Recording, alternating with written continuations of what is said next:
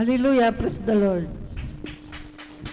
Ang pinakamataas na pagpupuri, pagsamba, pagluwalhati sa ating mahal na Panginoong Hesus lamang. Yes, Lord. Dobling paggalang sa ating beloved Pastor Wildy E. Almeida at sa kanyang mga anak. At binabati ko rin ang ating mga beloved preachers, workers, at sa inyong lahat mga kapatid. Magandang hapon sa inyong lahat. Yes, Lord. Nagpapasalamat ako sapagkat ako ay nakarating dito upang maglingkod. Nagpapasalamat ako sapagkat ginabayan niya ako sa akin pagpunta sa gawain dito. Yes, Lord. Nagpapasalamat ako sapagkat ako ay tinawag upang ibahagi ang nagawang kabutihan ng ating mahal na Panginoong Hesus. Sa pamamagitan ng beloved kong anak, kami ay tinawag dito ng ating mahal na Panginoong Hesus upang maglingkod sa tunay niyang gawain. Yes, Lord. Ang beloved kong anak ay nagkaroon ng sakit habang siya ay nag-aaral.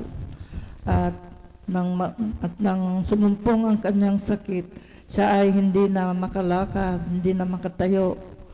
At naalaala ko ang naisip ko sa atin, ang ating mahal na Panginoong Hesus. At sinabi ko sa kanya na, mahal na Panginoong Hesus, bakit ganito yung aking anak? At bakit hindi na siya makalakad? Wala pa naman akong pinansyal upang ipagamot.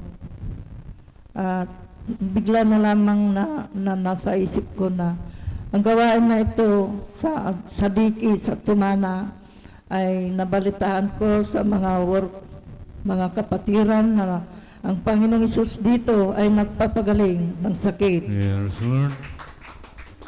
At hiniling ko sa ating mahal na Panginoong Hesus na sana ay pagalingin din niya ang aking anak. Kaya sumama na kami dito sa kanyang gawain. At kami ay nagpatuloy na maglingkod 3 beses isang linggo. At kami ay nagpabautisa sa tubig sa pangalan ng ating mahal na Panginoong Hesus. Ang beloved kong anak ay unti-unti niyang pinagaling. Yes, Lord. Nagpapasalamat ako sapagkat hindi ako nakagastos ng marami nung nandito na kami sa kanyang gawain. Siya ay pinagaling na at ngayon ay magaling na ang aking anak. Yes, Lord. Nagpapasalamat ako sapagkat isa rin kami tinawag niya. Dahil ang gawain na ito ay nagpapagaling ng sakit at nag-aayos ng buhay.